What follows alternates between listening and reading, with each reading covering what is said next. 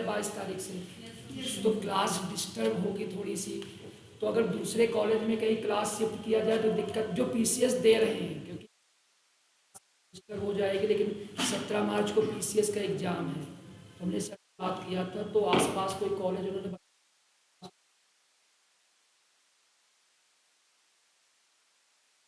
यहाँ पर हमें एक कॉलेज का नाम बताया गया था, माल रोड पे कोई कॉलेज है। हाँ?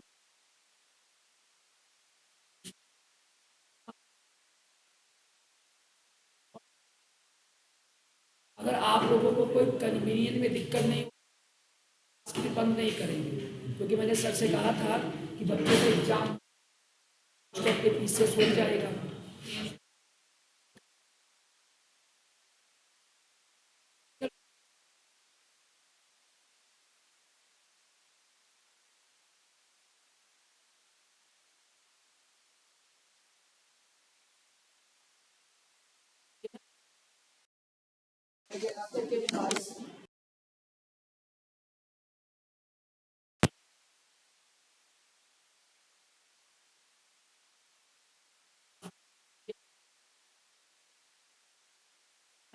अभी कोर्स भी पड़ा हुआ है, तो आसपास एक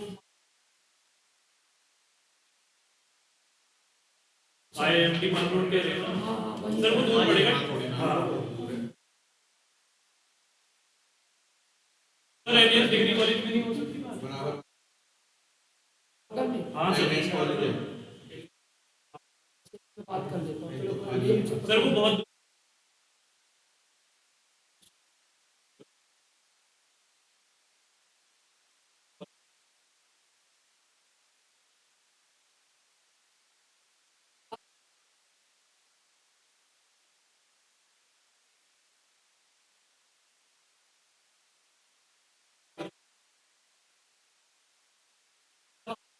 सर फायदा तो ऑफलाइन में ही है, चलो ऑनलाइन ऑनलाइन में समझ में नहीं आता।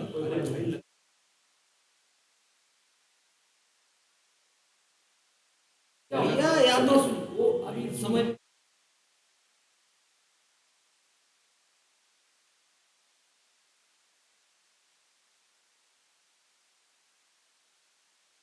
कंडीशन देख ही रहे जो ये मिल जाएगी। वो तो सर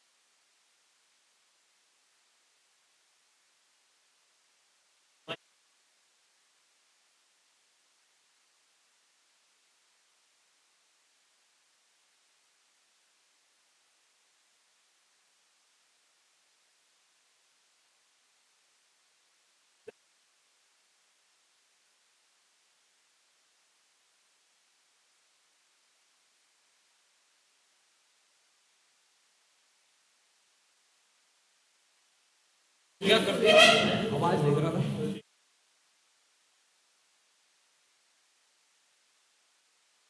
ओ भाई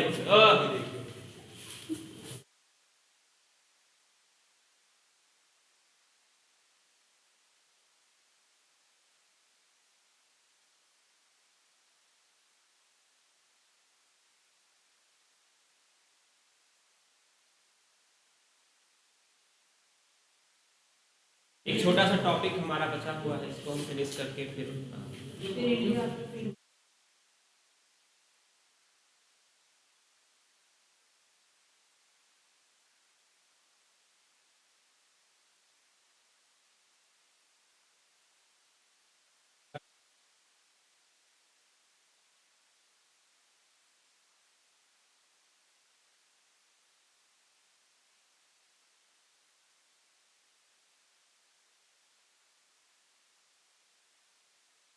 India after independence. After independence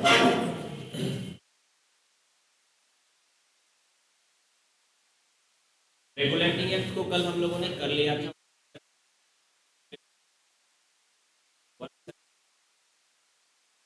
उसे हमने कर लिया था। इसके बाद 1781 का एक्ट 1781 का एक्ट है हमारा।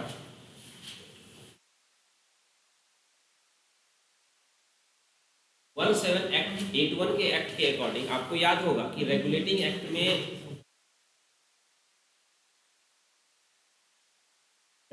एक्ट में हमने वाइसरॉय की जो गवर्नर जनरल की जो एग्जीक्यूटिव काउंसिल थी, उस एग्जीक्यूटिव काउंसिल में हमारे पास 4 मेंबर हुआ करते थे, है ना। उसको हमने 1781 के एक्ट में हमने कम करके 3 कर दिए थे। क्यों? क्योंकि इनके बीच में आपस में बहुत झगड़े चल रहे थे। तो आपको याद होगा शायद 1781 में भी वही गवर्नर जनरल था हमारा, जिसका नाम था वॉरेन हेस्टिंग्स, है ना। तो 1781 के एक्ट के अकॉर्डिंग हम क्या करेंगे, उनको कम करके 3 कर देंगे। लेकिन अभी भी जो फैसले होंगे वो बहुमत से।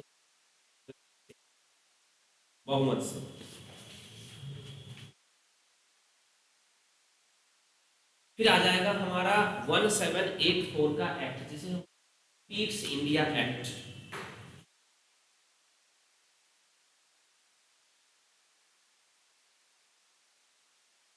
ये पीट कौन था? पीट वहां के प्रधानमंत्री थे।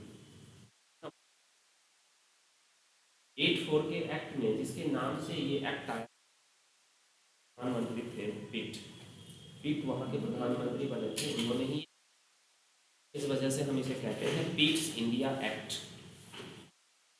इस पीट्स इंडिया एक्ट में हमें 2-3 क्या क्या हुआ था। तो कंपनी के व्यापार के साथ कोई छेड़छाड़ नहीं, मतलब ट्रेड में जैसे राइट इनके पहले थे, ट्रेड में उनके पास जैसे राइट थे पहले, वो राइट सारे उनके अब भी हैं। लेकिन उनके जो एक्स्ट्रा राइट थे उनके पास, ध्यान रखना है, जैसे रेवेन्यू से रिलेटेड राइट होंगे, एडमिनिस्ट्रेशन से रिलेटेड राइट होंगे, वो सारे राइट ईस्ट इंडिया कंपनी से लेकर बोर्ड ऑफ कंट्रोल, एक नई यूनिट बनाई गई जिसका नाम था। तो ट्रेड से रिलेटेड राइट के अलावा जो भी राइट थे वो सारे राइट ईस्ट इंडिया कंपनी से ले लिए गए, राइट बोर्ड ऑफ कंट्रोल को दे दिए गए, फॉर्मेशन हुआ था।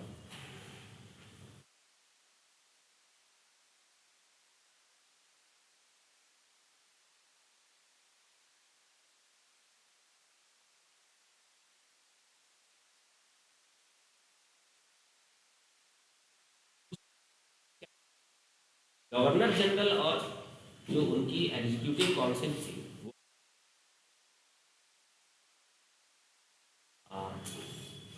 उसके 3 मेंबर्स। यहाँ पर एक चीज ऐड कर दिया गया था कि कानून बनाने के लिए लॉ कोई पास होगा, यहाँ पर गवर्नर जनरल और उसकी एग्जीक्यूटिव काउंसिल से जो लॉ पास होगा, वो पहले क्या था कि मद्रास वाले अपना कानून बनाते थे, अब दोनों को मद्रास और बंबई के अंदर कर दिया गया। 1784 के बंगाल का जो गवर्नर जनरल होगा वही लॉ मद्रास के लिए भी बनाएगा और बंबई के लिए भी बनाएगा।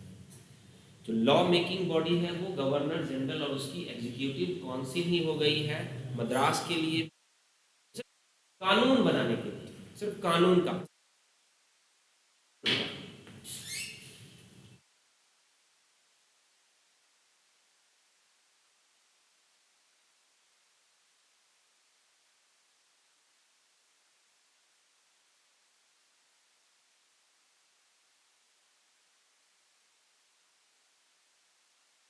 नेक्स्ट जो इंपॉर्टेंट चीज क्या है, इसमें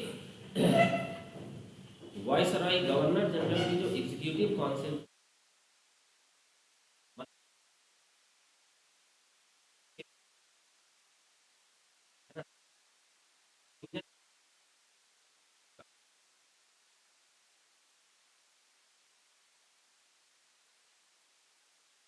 और सारे डिसीजन उसी के द्वारा लिए जाए, जो डिसीजन होंगे वो सारे।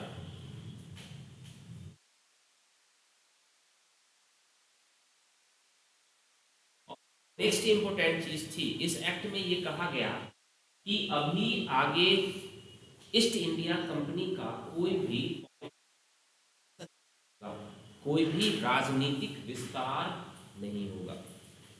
मतलब हम वॉर, यहां पर वॉर को छोड़ देंगे, ईस्ट इंडिया कंपनी अभी कोई नहीं करेगी, युद्ध नहीं करेगी। मतलब इसमें 3-4 चीजें थी इंपॉर्टेंट। एक तो हमने एक बॉडी बनाई जिसका नाम था board of control.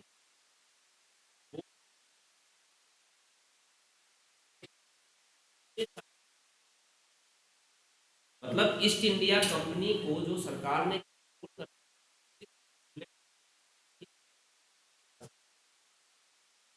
Board of control, एक यूनिट, ऐसी यूनिट बनाई वहां की ब्रिटिश सरकार का कंट्रोल था, और ईस्ट इंडिया कंपनी के पास सारे ट्रेड थे, बाकी उसे सब चेक कराना पड़ता था के पास, बाकी सारे के सारे राइट बोर्ड ऑफ कंट्रोल को दे दिए गए।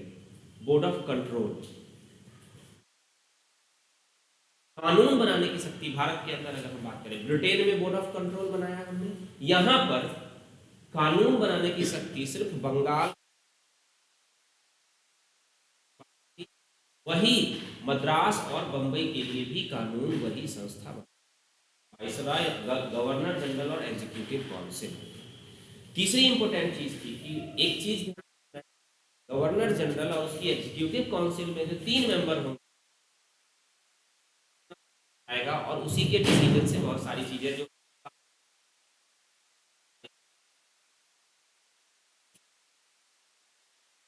और ये कहा गया था कि अभी हम वॉर के माध्यम से एक्सपेंड नहीं। फिर आगे हमारा 1786 का एक्ट, 1786 का अधिनियम।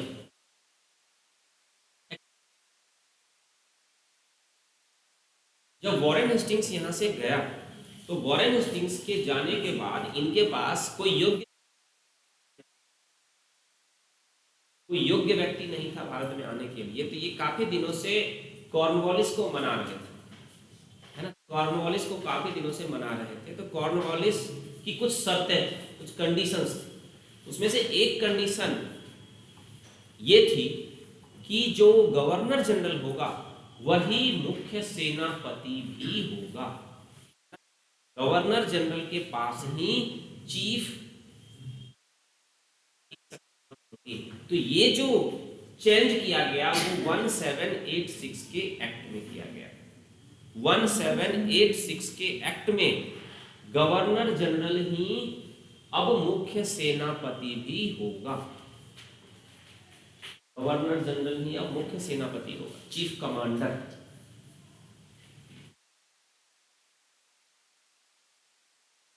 दूसरी चीज, इस एक्ट में एक और प्रोविजन था कॉर्नवालिस को खुश करने के लिए जो किया गया था। कॉर्नवालिस का कहना था कि एक तो ये चाहिए मुझे, दूसरा कॉर्नवालिस का कहना था कि मुझे वीटो पावर चाहिए, कि वायसराय की एग्जीक्यूटिव काउंसिल जो है अगर वो कोई कानून बनाती है और गवर्नर जनरल उससे सेटिस्फाई नहीं है तो गवर्नर जनरल के पास उसको वीटो करने की शक्ति होनी चाहिए, है ना। तो 1786 के एक्ट में ये प्रोविजन लाया गया था कि स्पेशल कंडीशन में है ना। स्पेशल कंडीशन में गवर्नर जनरल वीटो कर सकता है, यहाँ ध्यान रखना है, विशेष परिस्थिति में, स्पेशल कंडीशन में गवर्नर जनरल वीटो कर सकता है।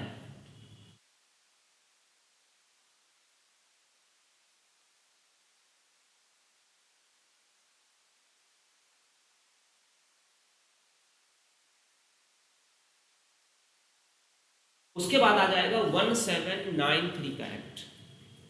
1793 का एक्ट,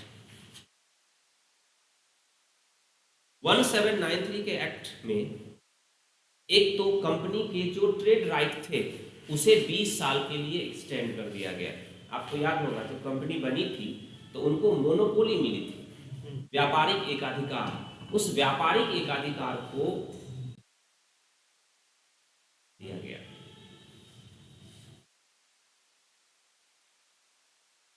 एक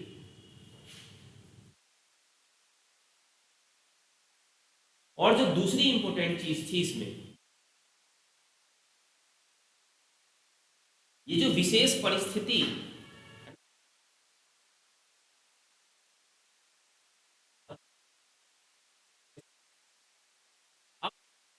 गवर्नर जनरल और उसकी एग्जीक्यूटिव काउंसिल में गवर्नर जनरल को स्पेशल प्रिविलेज दी गई और उसे वीटो का राइट दिया गया कि अगर वो चाहे तो गवर्नर जनरल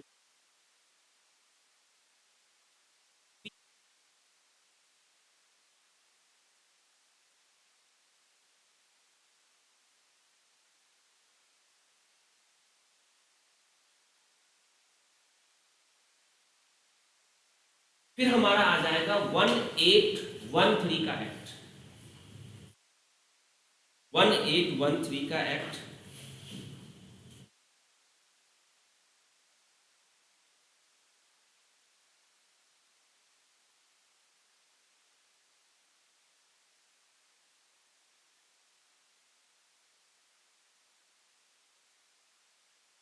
कंपनी की जो मोनोपोली थी, कंपनी की जो ट्रेड मोनोपोली थी,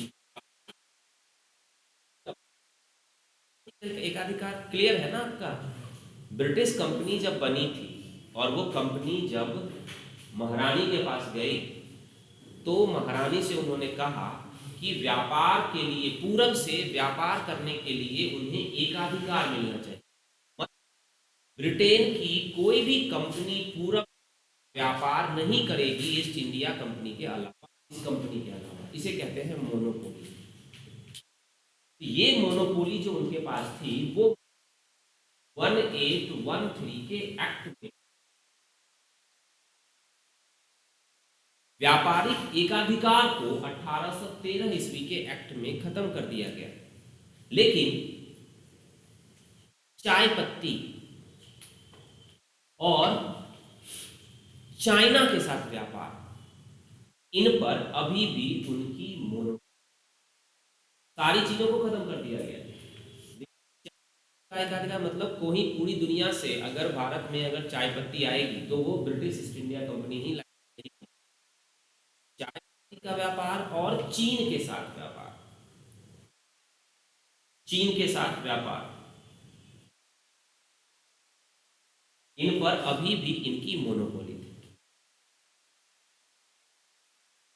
तो कंपनी के जो डायरेक्टर्स थे उन्होंने कहा कि उनको नुकसान होगा इससे, है ना, आपने कहा था कि मोनोपोली है, उससे नुकसान होगा। तो यहाँ ये कह दिया गया कि कंपनी के शेयर होल्डर्स को 10% डिविडेंड पे किया जाएगा, लाभांश दिया जाएगा। जो नुकसान उनका हो रहा है उसके लिए उन्हें 10% का लाभांश दिया जाएगा, डिविडेंड दिया जाएगा, लाभ में 10% का अंश।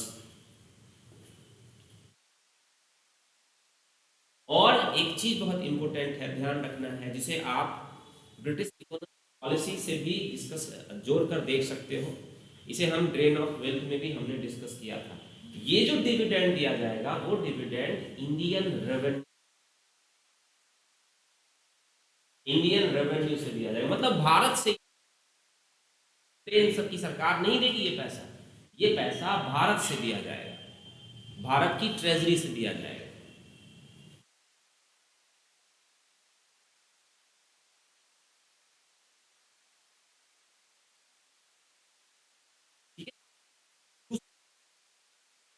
कि ईस्ट इंडिया कंपनी को ये कहा गया अब अपने लेजर में ये दिखाना पड़ेगा कि आपका ट्रेड वैल्यू क्या है और आपका अदर वैल्यू क्या है, व्यापारिक मूल्य और अन्य मूल्य आप कि आपने कितने पैसे का व्यापार प्रशासन से क्या कमा रहे हैं। तो trade value and other value को आपको सेपरेट लेजर में दिखाना पड़ेगा, सेपरेट बही खाते, अलग अलग बही खातों में बताना पड़ेगा आपको।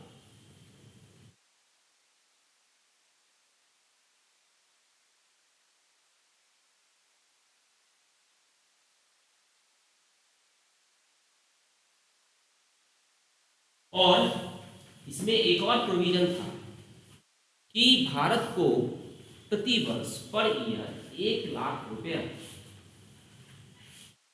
एजुकेशन के डेवलपमेंट के लिए दिया जाएगा,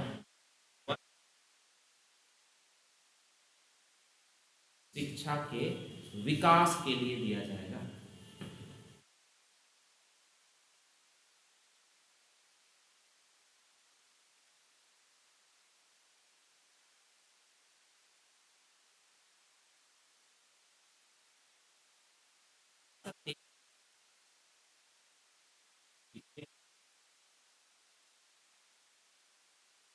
व्यापारिक एकाधिकार हमने समाप्त कर दिया, ट्रेड मोनोपोली हमने समाप्त कर दी। हमने कहा कि अब आपको सिर्फ चाय पत्ती और चीन के साथ,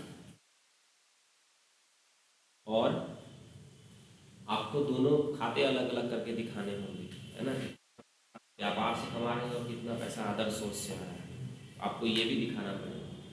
और नेक्स्ट इम्पोर्टेंट चीज कि आप 1 लाख रुपए पर ईयर दिया जाएगा, है ना, जो आगे बहुत दिनों के बाद, मतलब दिया तो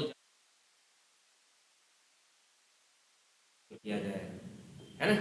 बैटिंग के समय में पहली बार एजुकेशनल रिफॉर्म होंगे ना, पढ़ा है ना आपने।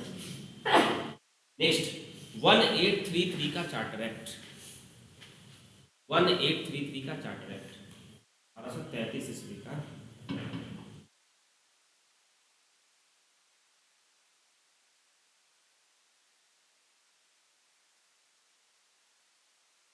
इस एक्ट के अकॉर्डिंग उसके अब जितने भी ट्रेड राइट थे, जो पहले अभी आपने देखा चाय पत्ती और चाइना के साथ बचा हुआ था, वो सारे के सारे ट्रेड राइट उसके खत्म कर दिए गए।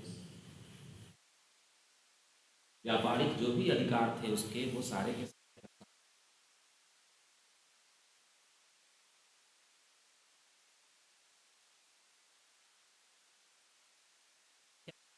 पॉलिटिकल वर्क करना था, ट्रेड रिलेटेड वर्क नहीं करना था।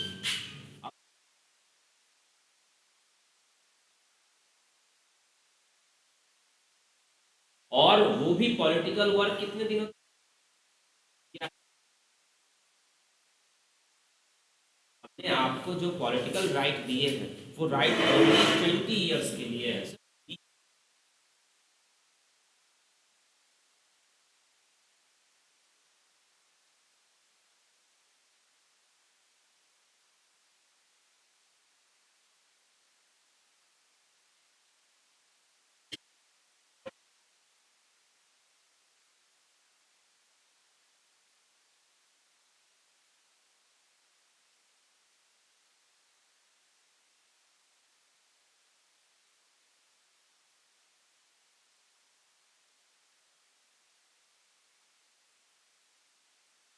एक लाख रुपए सरकार, ब्रिटिश सरकार देगी के लिए भारत की ईस्ट इंडिया कंपनी को, ठीक है।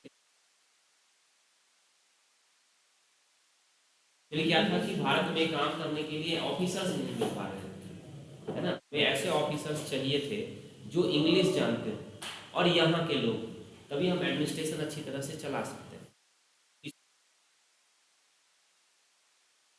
वही आगे आकर बेंटिक के समय में मैकॉले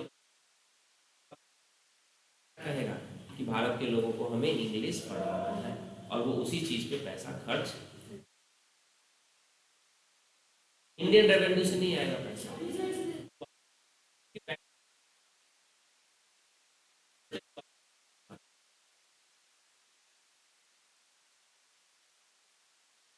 यहाँ पर क्या किया गया एक तो हमने 1833 के एक्ट के में हमने एक तो अब उनके पास सिर्फ पॉलिटिकल राइट है, अब उनके पास सिर्फ राजनीतिक अधिकार है, और वो भी राजनीतिक अधिकार कंपनी को कि मैं आपको ये राजनीति करने के लिए मैं आपको दे रही हूँ 20 साल के लिए, है ना, ये 20 साल के लिए मैं आपको दे रही हूँ। इसमें आपको पता है कि सेंट्रलाइजेशन कर दिया गया,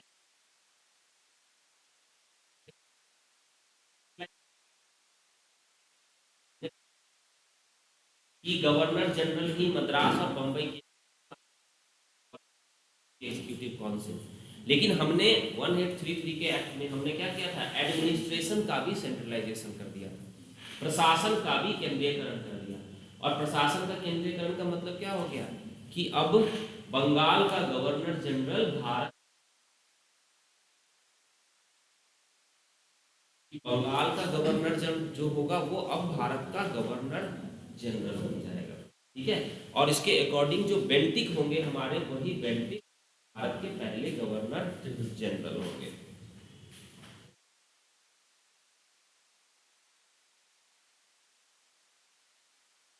गवर्नर जनरल जब कानून बनाने के लिए बैठेगा तो अब उसकी जो एग्जीक्यूटिव काउंसिल होगी, जिस एग्जीक्यूटिव काउंसिल में अभी तक गवर्नर जनरल के अलावा 3 मेंबर, उस मेंबर यहाँ पर ऐड कर दिया गया। गवर्नर जनरल जब कानून बना रहा है तो उसमें एक चौथे मेंबर की भी हमें जरूरत होगी। वो मेंबर होगा जिसको लॉ की अच्छी खासी नॉलेज होगी। तो एक मेंबर लॉ सदस्य के रूप में उसमें डाला गया, विधि सदस्य के रूप में चौथा मेंबर।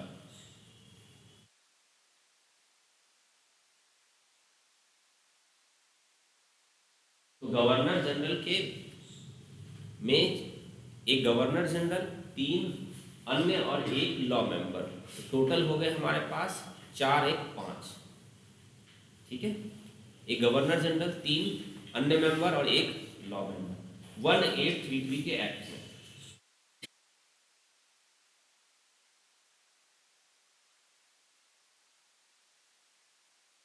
इस एक्ट में एक इंपॉर्टेंट प्रोविजन था जिसे हम कहते थे, इस एक्ट का रूल 87,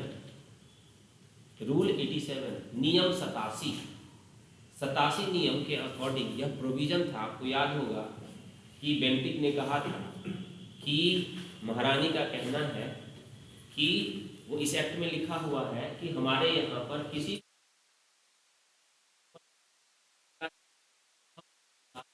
रेशियल डिस्क्रिमिनेशन नहीं करें।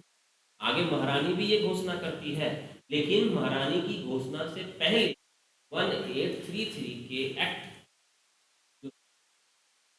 उस रूल 87 में ये लिखा हुआ था कि किसी कोई डिस्क्रिमिनेशन नहीं किया जाएगा, कोई भेदभाव नहीं किया जाएगा, और कोई भी व्यक्ति किसी भी पोस्ट, जो बहुत पहले आपको याद होगा, जो बहुत पहले कॉर्नवालिस ने कहा था कि और सारे भारतीय भ्रष्ट हैं और उनको हम हायर पोस्ट पर, ये बहुत पहले कॉर्नवालिस ने कहा था। इसी और कहा गया कि हम इस तरह का कोई भी रेशियल डिस्क्रिमिनेशन नहीं करेंगे, जातीय भेदभाव नहीं करेंगे।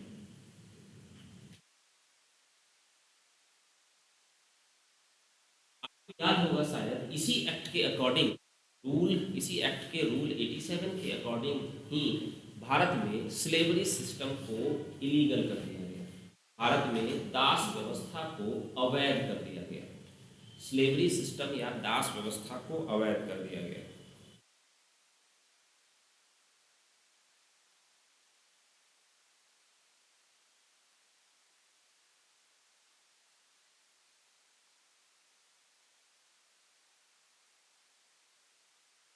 अब कई बार थोड़ा सा मेंस का हिस्सा भी है, उसे हम साथ साथ डिस्कस करते हुए चल लेते हैं। यहाँ से मेन हमारा हिस्सा शुरू होता है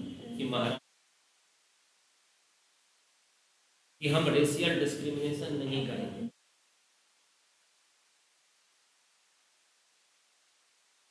मेंस के में, प्रीलिम्स में तो ये नहीं बनता है। प्रीलिम्स में तो ये पॉइंट्स इंपॉर्टेंट है जो पॉइंट्स आप पढ़ रहे हो। मेंस में क्या है कि वो उसको हमें एक्सप्लेन, नियम 87 है और जो स्लेवरी सिस्टम वाला है उन दो बता, कहा तो गया, इतनी बड़ी बड़ी बातें कही गई, क्या वो भारत के लिए कितनी बेनिफिशियल थी? क्या भारत देख के हमें लगता है कि हम डिस्क्रिमिनेशन नहीं करेंगे, लेकिन क्या उसे प्रॉपरली इम्प्लीमेंट किया जा, उसे प्रॉपरली इम्प्लीमेंट नहीं किया जा सकता। और भारत में अभी भी रेशियल डिस्क्रिमिनेशन होते रहे हैं, वो हमेशा होते रहे। 1947 में ब्रिटिशर्स चले गए, तब तक वो कहानी वैसी ही थी। तो वहां पर हमें ध्यान रखना है कि ज़्यादा खुश होके वाह ताली बजाते हुए कितना बढ़िया काम किया उन्होंने, है ना, इस तरह को चीज़ें नहीं होती। ये वहां पर हमें ये बताना पड़ेगा कि भले ही उन्होंने ये कहा, लेकिन इसे इम्प्लीमेंट नहीं किया जा सका प्रॉपरली तरीके से, है ना। प्रॉपरली इम्प्लीमेंटेशन, सही तरीके से इसका कार्यान्वयन नहीं हो सका, है ना। उसी तरह स्लेवरी सिस्टम के बारे में, ठीक है। अब इसके बाद हम चल लेते हैं 1853 का एक्ट। 1853 1853 ईस्वी का चार्टर एक्ट।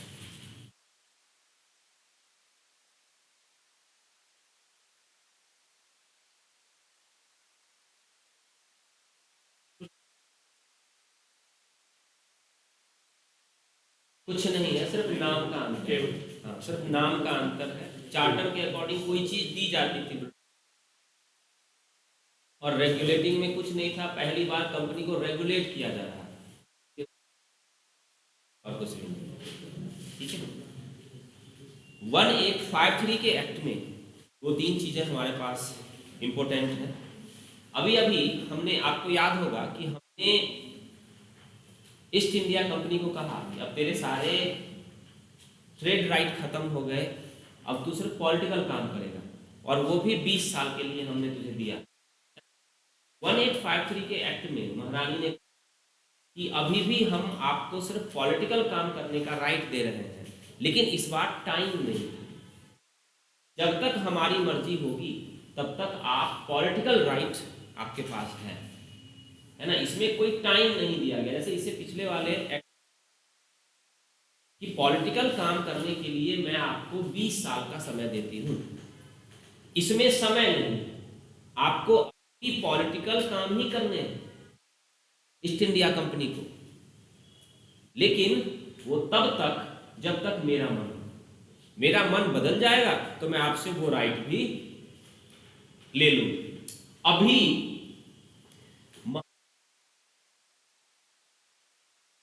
महारानी के बिहाफ पे ईस्ट इंडिया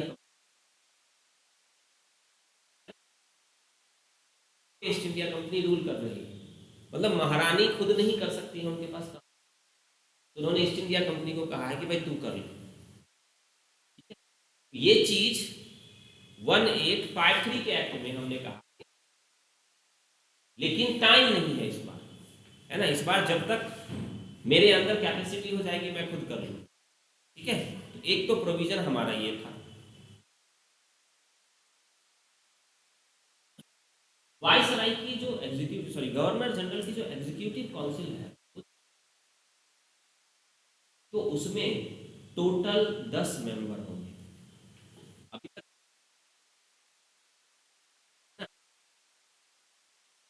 अब उसमें टोटल 10 मेंबर हो जाएंगे, ठीक है।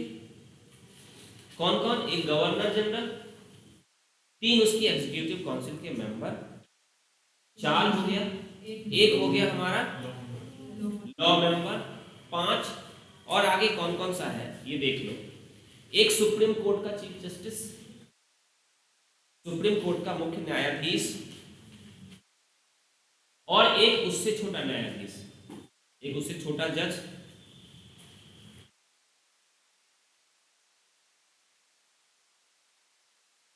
और नेक्स्ट जो बाकी के बच गए कितने, 3, वो 3 क्या होंगे? बंबई, मद्रास तथा बंगाल प्रोविंस के रिप्रेजेंटेटिव।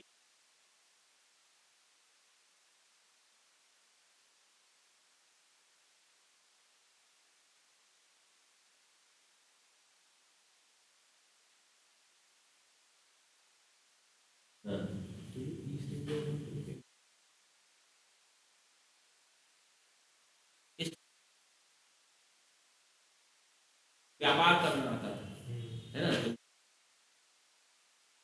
गवर्नर जनरल कोई भी व्यक्ति बनाया जा सकता है, कोई भी व्यक्ति बनाया जा सकता है, लेकिन स्टार्ट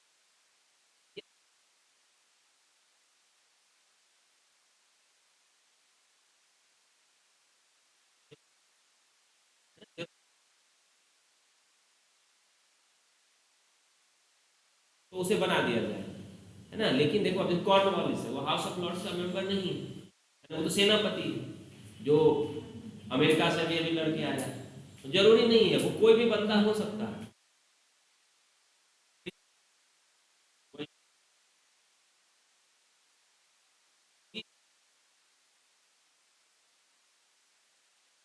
और कुछ लोग अब जो होंगे आगे आने वाले समय में वो गवर्नर, है ना।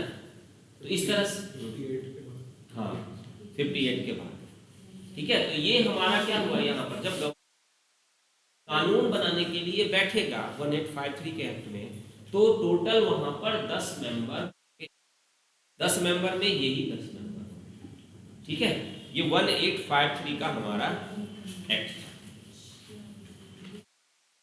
यहां पर इन्होंने क्या किया, एग्जीक्यूटिव को और लेजिस्लेटिव को और,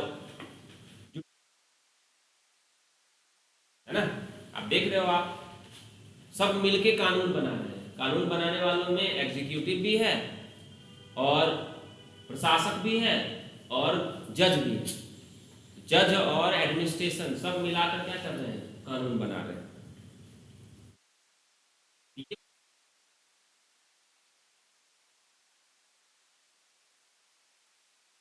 कंपनी के ही, वो कंपनी के ही होंगे, कंपनी,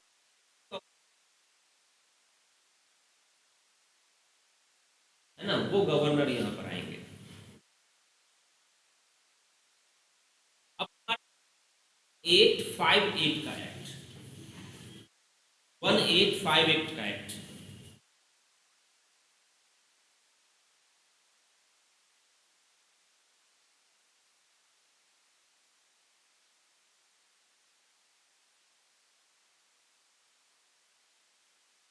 अब 1858 के पहले आपको पता है कि इस एक्ट को हमने पहले भी डिस्कस किया,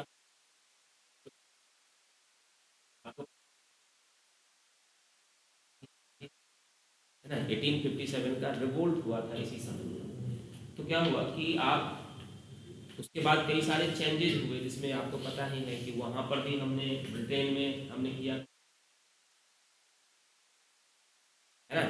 दो तीन चीजें हुई थी बहुत इंपॉर्टेंट। एक तो क्या, अभी अभी जो हमने कंपनी को कहा था कि भाई तेरे पास सिर्फ पॉलिटिकल राइट होंगे, वो भी तब तक जब तक मैं चाहूंगी। क्या हुआ, उन्होंने पॉलिटिकल राइट अब ले लिए, भाई मैंने चाह लिया अब हो गया। क्या हुआ, इसके अकॉर्डिंग 1858 के एक्ट के अकॉर्डिंग जो भारत का एडमिनिस्ट्रेशन था वो डायरेक्ट महारानी के हाथ में आ गया। बीच में कंपनी खत्म हो गई, है ना, कंपनी बीच में नहीं है अब। तो कंपनी का हमने जो पॉलिटिकल राइट हमने दिया हुआ था, वो पॉलिटिकल राइट हमने,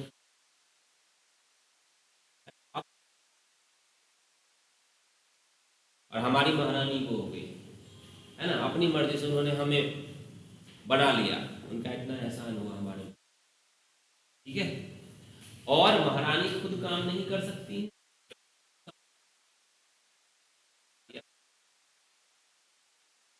भारत सचिव का पद हमने बना दिया,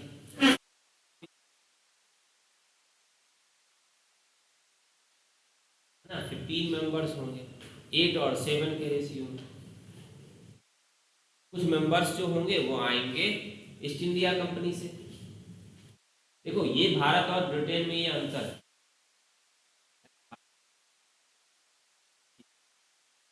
ईस्ट इंडिया कंपनी का नेशनलाइजेशन कह सकते है ना, nationalisation of east India company, यही तो है, राष्ट्रीयकरण कर दिया ना उसका, ईस्ट इंडिया कंपनी का राष्ट्रीयकरण किया। हमारे यहाँ जब किसी कंपनी का राष्ट्रीयकरण किया गया तो जो उसके मेंबर्स थे उनको हटा दिया गया, है ना, उनको हटा दिया। पॉलिटी में पढ़ा होगा, सोशलिज्म, समाजवाद, है ना। जब राष्ट्रीयकरण हमारे यहाँ पर हुआ तो क्या हुआ, इस बीच में क्या लॉजिक क्या दिया गया, सोशलिज्म का नारा दिया गया, समाजवाद के नाम पे राष्ट्रीयकरण हुआ। और राष्ट्रीयकरण में क्या था, ये कभी हो सकता है आगे फ्यूचर में क्वेश्चन आपसे पूछे, है ना, इस तरह की चीजें हो सकती हैं। उसमें जो जिस बंदे की वो कंपनी थी उसे बिल्कुल ही वहां से बाहर, तो बैंक के जो ऑनर थे उनको बाहर निकाल दिया गया, है ना। और मैटर बीच में क्या आया, सोशलिज्म, समाजवाद।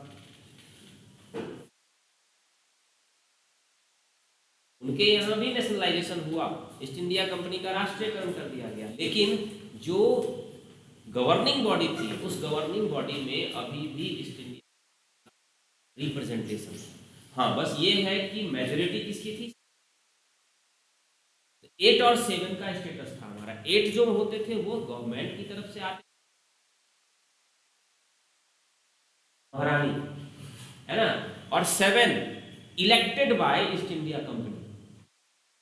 Elected by east India company क्यों, ईस्ट इंडिया कंपनी में बहुत सारे लोग होते थे, है ना, वहां पर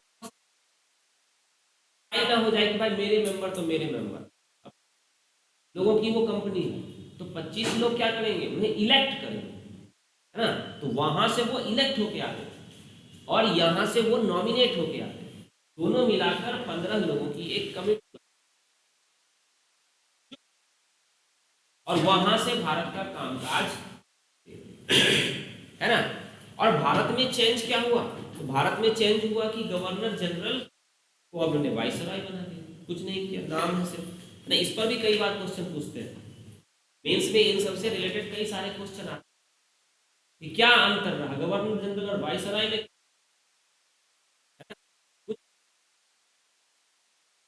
तो हमने पीट्स इंडिया एक्ट में बोर्ड ऑफ कंट्रोल,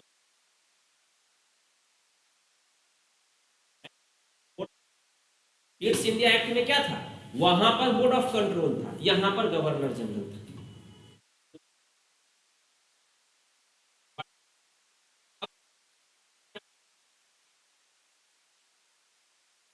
उसकी जगह पर क्या आ गया, secretary of state of India.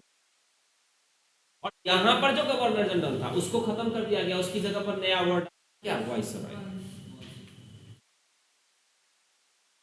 Secretary of state भी वही।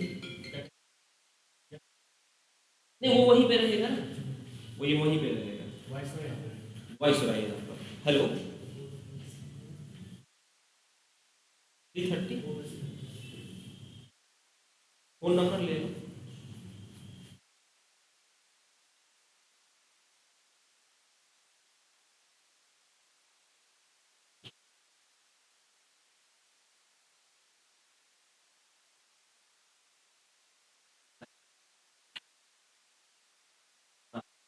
ऑफिस है, secretary of state of India office है, भारत से पोस्ट नहीं, वो एक ऑफिस है जिसमें 15,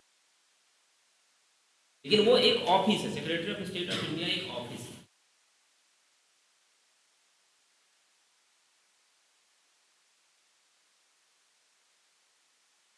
पोस्ट, वो जो ऑफिस होगा उसे तो सेक्रेटेरिएट बोलेंगे।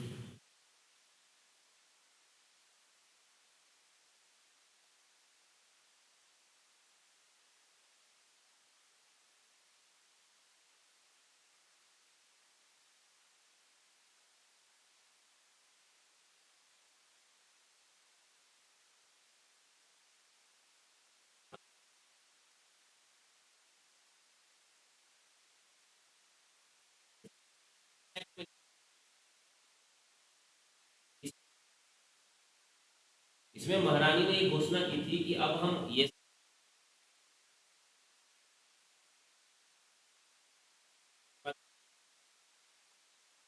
ठीक है, हाँ जी, कोई दिक्कत, छोड़ो मत, हाँ बताओ।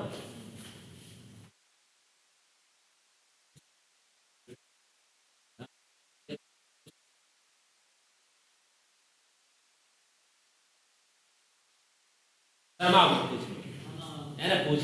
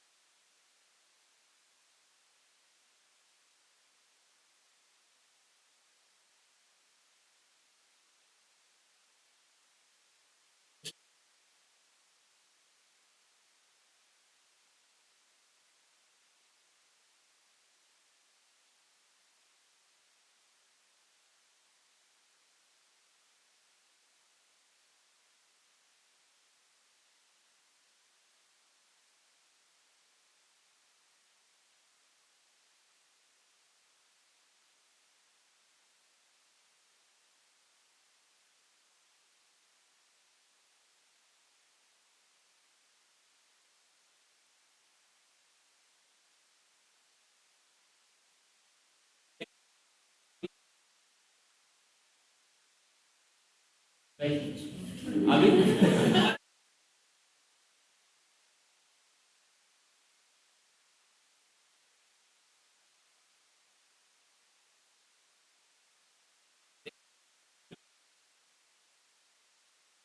एक टॉपिक हम लोगों ने डिस्कस किया था, स्टैट्यूटरी सिविल सर्विसेज। हमने एक टॉपिक कुछ दिन पहले डिस्कस किया था, स्टैट्यूटरी सिविल सर्विसेज। तो स्टैट्यूटरी सिविल सर्विसेज डिस्कस करने से मैंने एक पूरी कहानी बना के आपको कौन सा एक्ट कब आया, किसमें क्या चेंज लाए गए, वो सारी कहानी एक छोटे से फॉर्मेट में मैंने बताई। अभी कोई ऐसा एक्ट, अभी क्या हुआ, सिंपल छोटी सी चीज है कि भारत में प्रशासन के लिए हमने एक पोस्ट बनाया कलेक्टर।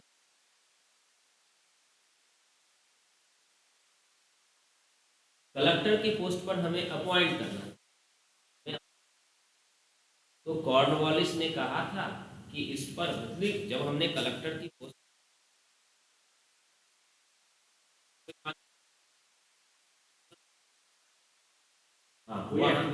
वॉरेन हेस्टिंग्स के समय में जो हमने कलेक्टर की थी, उसको किसी एक्ट के अकॉर्डिंग नहीं बनाया था। हमने कलेक्टर बना दिया था कि हम कलेक्शन करने के लिए, कलेक्टर साहब क्या है, कलेक्शन एजेंट्स।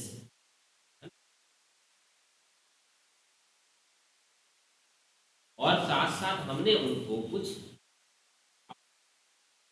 है ना, उनके पास ये दो शक्तियां होती, एक तो वो कलेक्शन एजेंट होते थे और दूसरा कॉर्नवालिस ने कहा कि हमें इस पोस्ट पर कोई करप्ट नहीं चाहिए। कि करप्ट कौन है, उसको लगा कि भारत के लोग करप्ट हैं, बाकी तो उसने क्या कहा कि हमें करप्ट नहीं चाहिए, तो उसने करप्ट लोग किया वहां से।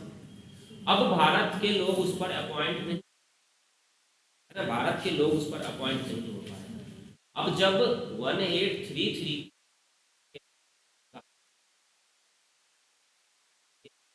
कोई भी जनता किसी भी पोस्ट पर हम डिस्क्रिमिनेशन नहीं करेंगे, तो वो का कहने का मतलब ये भी था कि किसी भी पोस्ट पर किसी भी बंदे को अपॉइंट कर सकते हैं जो उनकी नीड थी, जो उनकी जरूरत थी कि आपको कलेक्टर के पोस्ट पर इंडियन इस एक्ट के रूल 87 के अकॉर्डिंग और 1858 के एक्ट या उसके पहले महारानी की जो डिक्लेरेशन, चाहे जहां पर भी जो भी हुआ हो, हम किसी के साथ कोई डिस्क्रिमिनेशन नहीं। इसी के बाद आएगा लिटन, अभी थोड़े समय के बाद, इसी के बाद लिटन आएगा। और बीच में आपने पढ़ा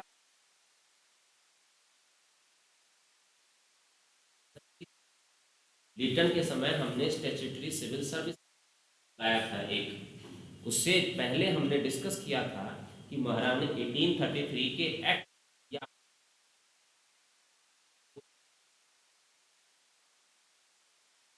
बहुत सारे व्यक्ति नहीं अपॉइंट हो पाए इस पोस्ट पर।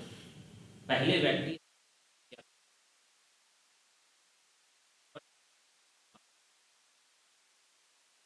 कि 1833 या आप कह सकते हो 1783 के बाद लिटन के समय तक आते आते टोटल 60 लोगों ने ही सिविल सर्विसेज का एग्जाम दिया था, जिसमें 10 लोग ही क्वालिफाई हो पाए,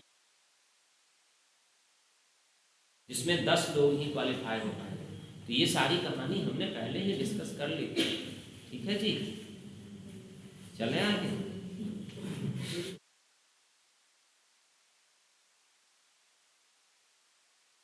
1858 में कई सारे चेंजेस लाए गए, कई सारे, और फिर कई बार इसको क्रिटिसाइज किया जाता है।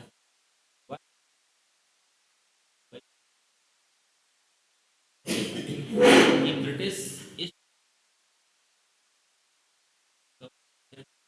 पर हमने वाइसरॉय को ले आए,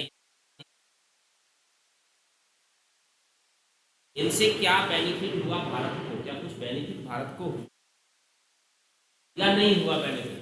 जनरली भारत को इससे कोई खास बेनिफिट नहीं हुआ।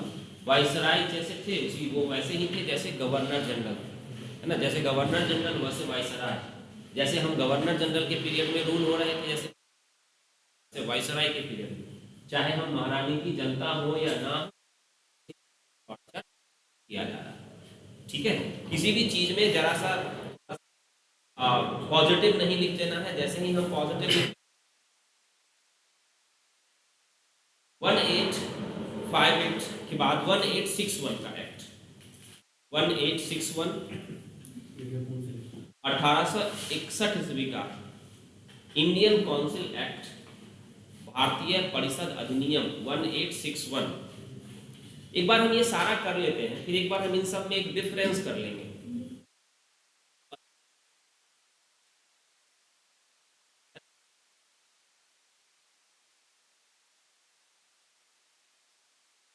तो 1891 के एक्ट में कुछ छोटी छोटी चीज, 1861 के एक्ट में एक चीज ध्यान रखना है हमें कि सबसे पहले जब वाइसराय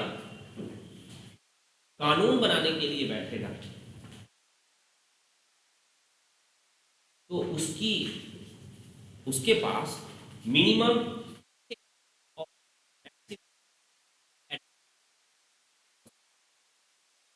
मिनिमम 6 और एडिशनल 12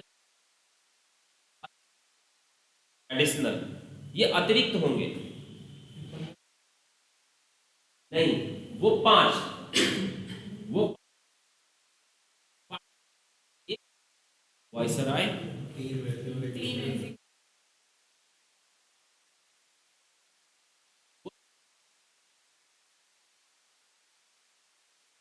जो हमने सुप्रीम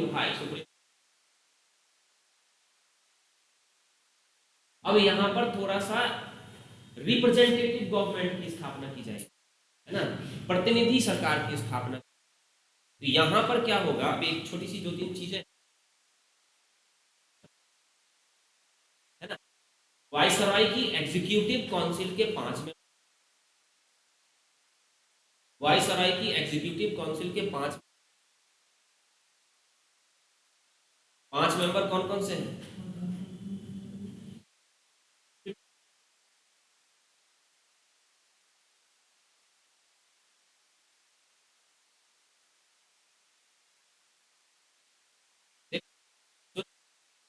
एक वाइसराय, ठीक है, 3 मेंबर वो, ये 3, एक लॉ मेंबर, ठीक है, 4 मेंबर, ठीक है, ये टोटल 5 मेंबर हो जाएंगे। ठीक है, तो वाइसराय और उसकी एग्जीक्यूटिव, तो वाइसराय और उसकी एग्जीक्यूटिव काउंसिल के 5 मेंबर, 3 प्लस एक विधि मेंबर प्लस एक नया मेंबर, तो ये 5 ये हो गए। इसके अलावा 12 एक्स्ट्रा मेंबर्स यहाँ पर ऐड किए जाए, 12 एक्स्ट्रा मेंबर्स, मिनिमम 6 और मैक्सिमम 12, टोटल मिला के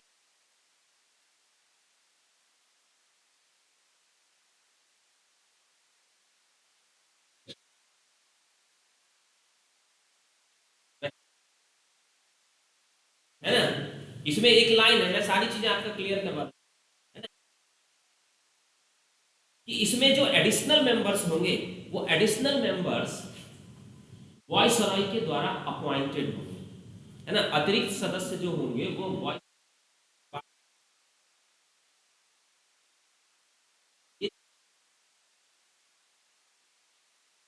नॉमिनेटेड होंगे, अपॉइंटेड होंगे।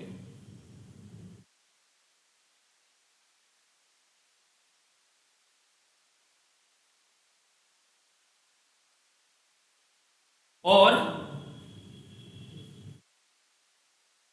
जो हमने कलकत्ता में सुप्रीम कोर्ट का न्यायाधीश प्रांतों के जो हमने प्रतिनिधि रखे थे,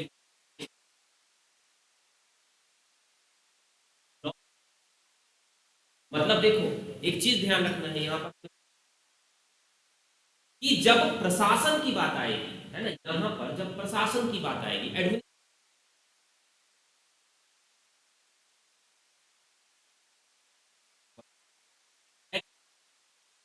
लेकिन वही मेंबर्स जब कानून तो एक वाइसराय, 5 उसके एडिशनल मेंबर्स और प्लस 6 या 12, 6 से लेकर 12 तक। जब यही बॉडी जब कानून बनाने के लिए बैठेगी तो इसमें टोटल इतने सदस्य हो जाएंगे, 12, 5, 17 और 1 18।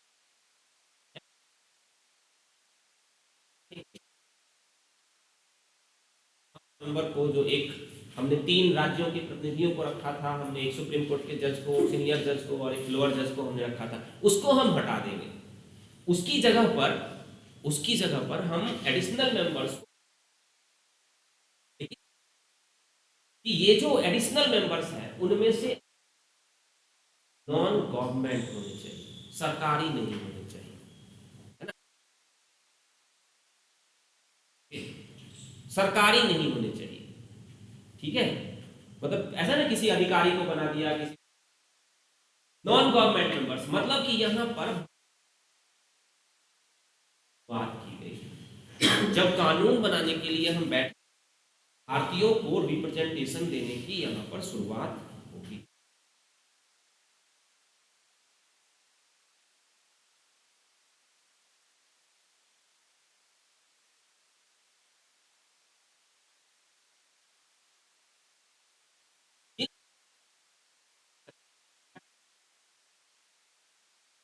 टू ईयर का होगा।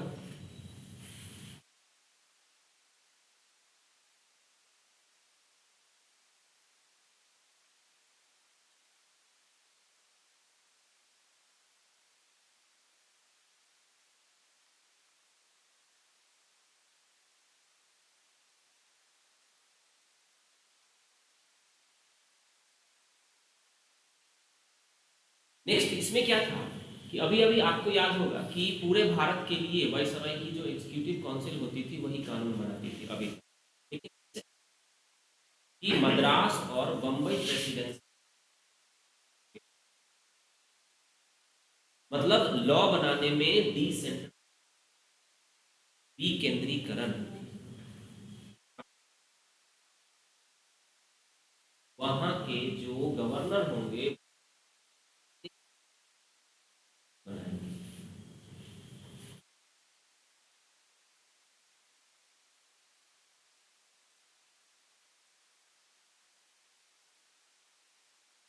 लेकिन ये प्रोविंस जो है वो, इनके कानून तभी वैलिड होंगे जब उस पर गवर्नर जनरल या साइन होगा। प्रोविंस वाले जो हैं वो अपना, लेकिन उसके लिए ये जरूरी है कि उस पर गवर्नर जनरल या वायसराय का साइन हो, मतलब उसकी सहमति से ही काम।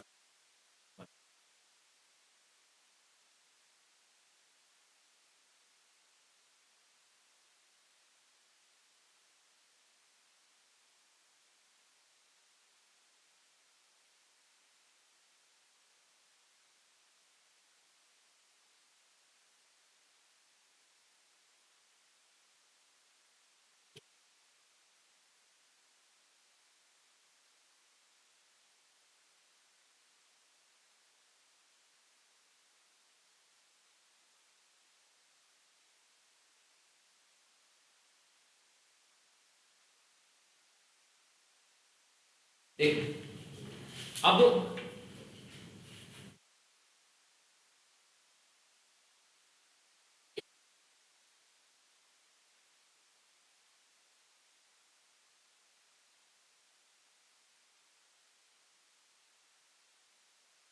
देखो एक चीज बहुत इंपॉर्टेंट है यहाँ पर, मीन्स थोड़े से इंपॉर्टेंट होने लगे। गवर्नर जनरल और या वायसराय और उस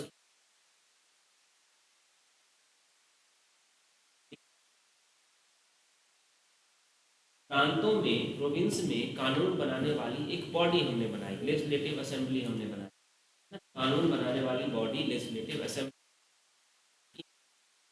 इस एक्ट के अकॉर्डिंग, ओए क्या अपने नोटबुक पे लिखो,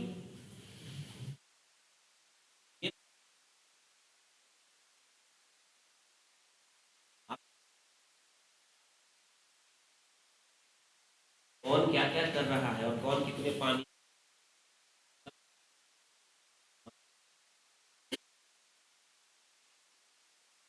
है ना, फिर कई बार बोल देता है, लेकिन नजर सब पे होती है कौन किधर बैठ।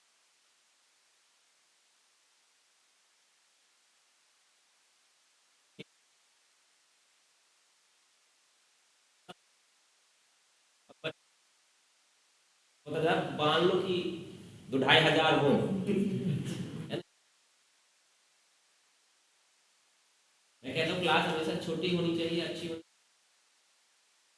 टीचर को हर एक बच्चों का चेहरा याद हो, है ना, तभी वो क्लास प्रॉपरली हो पाती है। वैसे एजुकेशन एक इंस्टीट्यूशन है और एक व्यवसाय है। क्या पता था पीछे कोई तंबाकू खा रहा है।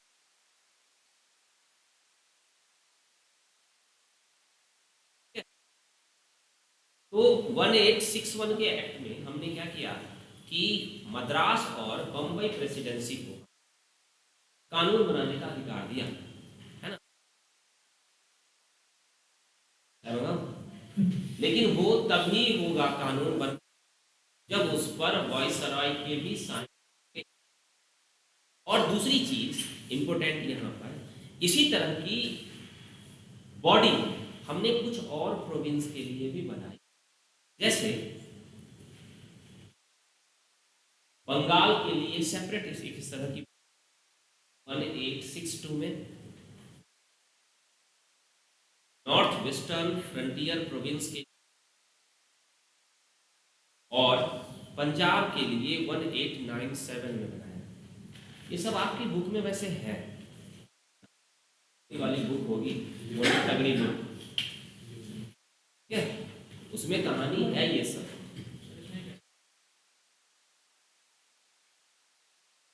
ज़्यादा नहीं बड़ी है, ठीक है। उत्तर पश्चिमी प्रांत पंजाब से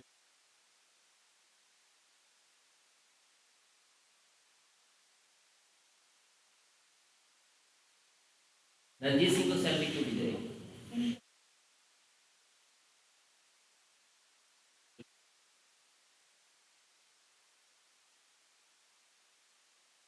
ये बात तो मुझे याद नहीं रहेगा कभी, और ना मैं उसको याद करने की कोशिश करूंगा कि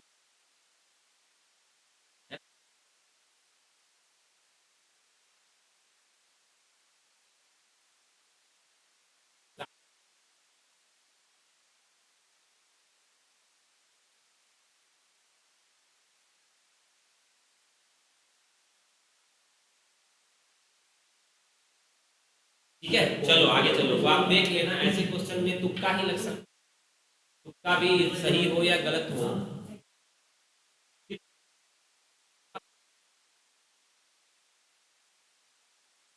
सैलरी लिखी, आंसर में क्या क्या था ऑप्शन?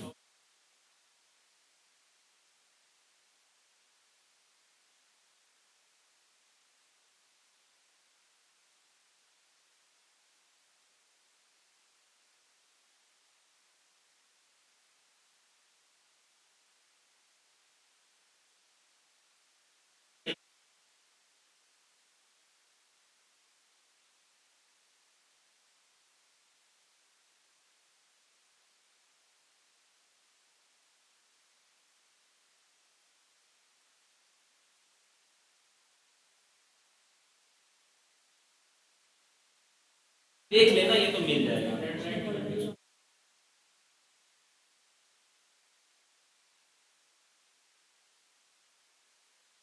आगे आपका 23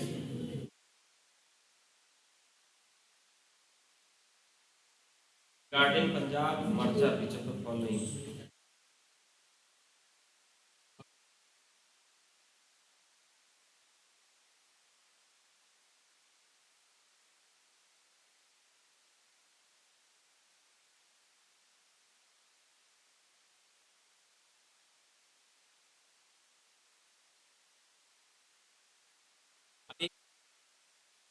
डेट भी दे रखा है 29 मार्च, 29 मार्च।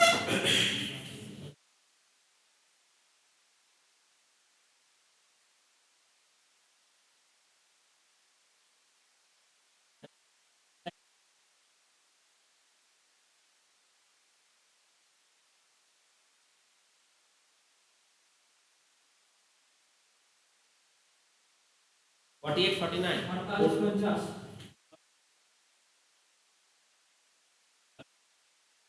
से अनुमान है कि ये ठीक लिखा होगा इन्होंने। अगर ऐसे डेट लिखते हैं तो ठीक ही लिखते हो, सही मान लेंगे। ऑल द टेरिटरीज ऑफ महाराज दलीप सिंह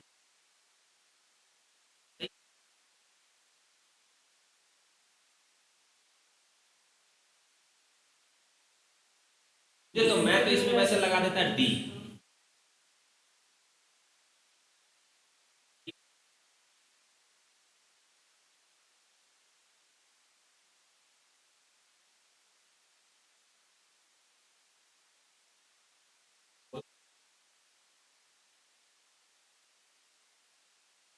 चले आगे।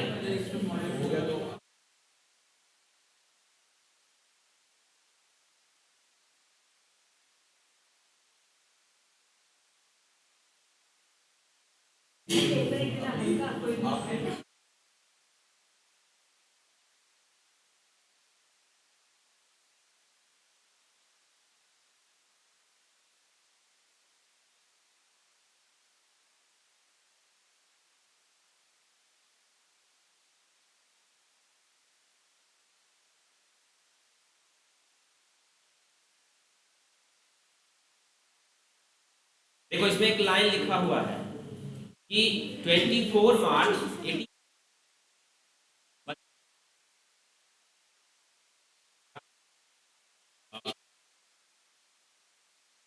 और जो बच्चा था दलीप सिंह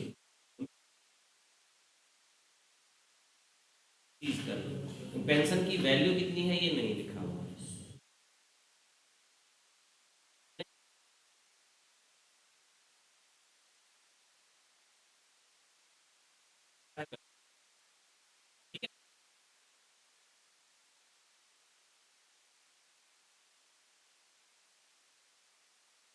टाइम भी खत्म हो रहा है हमारा बेकार की चीजों में। ठीक है चलो एक एक्ट भी कम से कम कर लेते हैं। तो हमने अलग अलग प्रोविंस के लिए अलग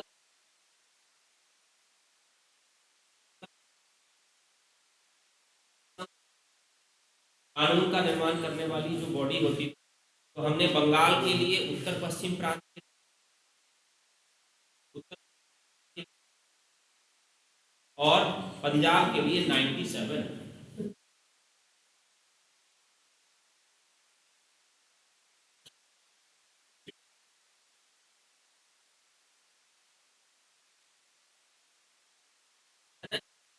1862 बंगाल, 1886 उत्तर पश्चिम प्रांत और 1897 पंजाब।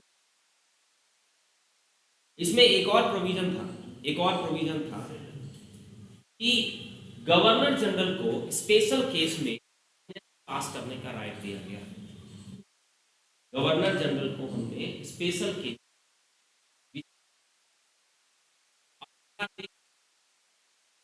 अधिकार दिया जो इससे पहले नहीं था। इंडिया के लिए ही अध्यादेश ऑर्डिनेंस पास करने का हमने राइट दिया।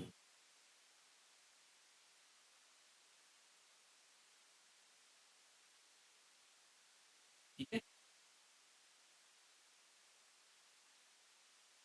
अब यहीं से प्रोविंस और स्टेट और सेंटर अलग अलग होते चले जाएंगे। फिर हम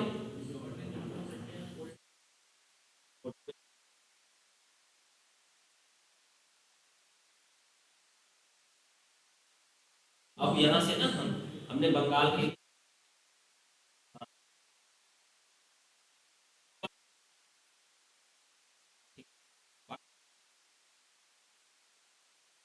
1892 का एक्ट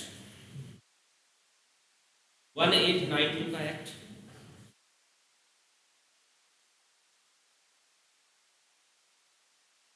देखो इसमें वायसराय की एग्जीक्यूटिव काउंसिल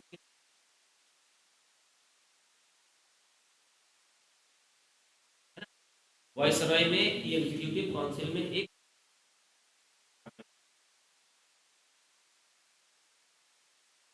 इसके अलावा एडिशनल मेंबर्स जो पिछली बार 6 से लेकर 12 तक थे वो अब बढ़ के 10 से लेकर 16 तक हो गए एडिशनल मेंबर्स। जो पहले 6 to 12 थे वो अब 10 से लेकर 16 हो गए।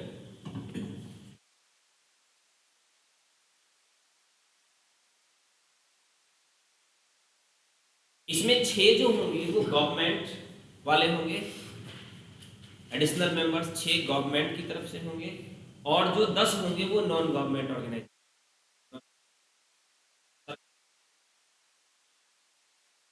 शासकीय और गैर शासकीय।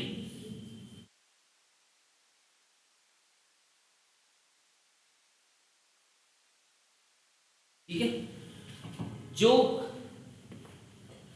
हमारे गैर शासकीय होंगे, नॉन गवर्नमेंट होंगे, उसमें से 5 इलेक्टेड होंगे और 5 नॉमिनेटेड होंगे। 10 ही है ना? हाँ, तो उसमें जो 10 हैं उसमें से 5 इलेक्टेड होंगे और 5 नॉमिनेटेड, 5 इलेक्टेड और 5 नॉमिनेटेड। ओ कौन ओए?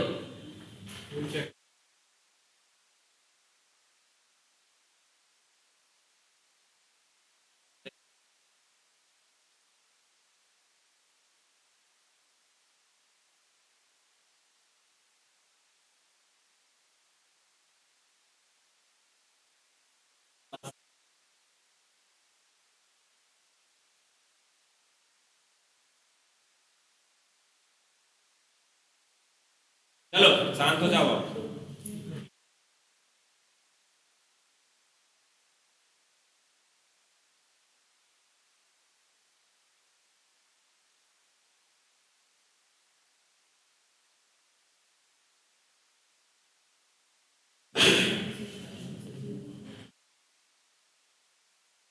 देखो ये 5 सदस्य जो इलेक्ट हो गया,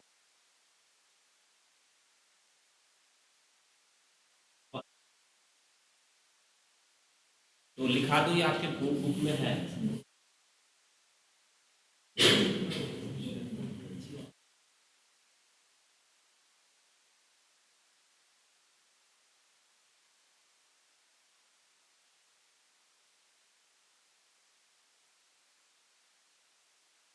एक जो होंगे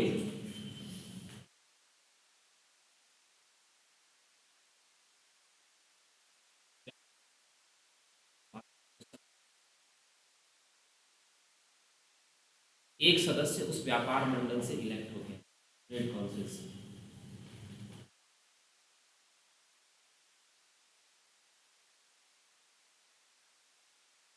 और जो 4 होंगे वो 4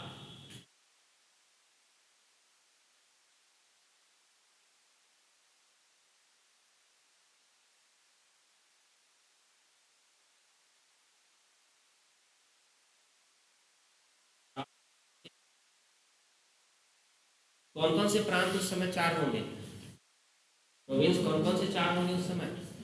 अभी अभी मैंने लिखवाया।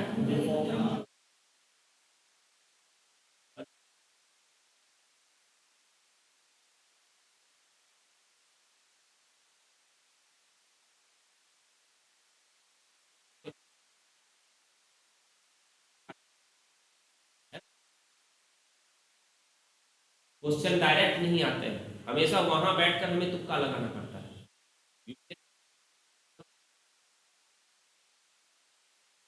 वहीं बैठकर हमें लगाना पड़ता है। आपको लगाना पड़ता है इधर से उधर। 4 लोग इलेक्ट होके आएंगे तो उस समय जिस प्रोविंस को हमने पावर दी है वहीं से इलेक्ट होके आएगा।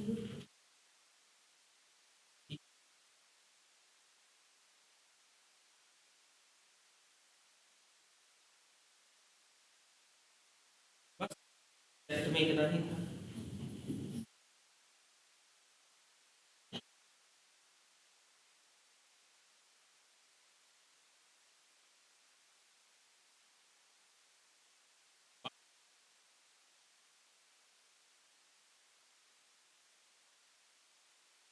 नेक्स्ट जब भी होगी क्लास तो में हम इसको खत्म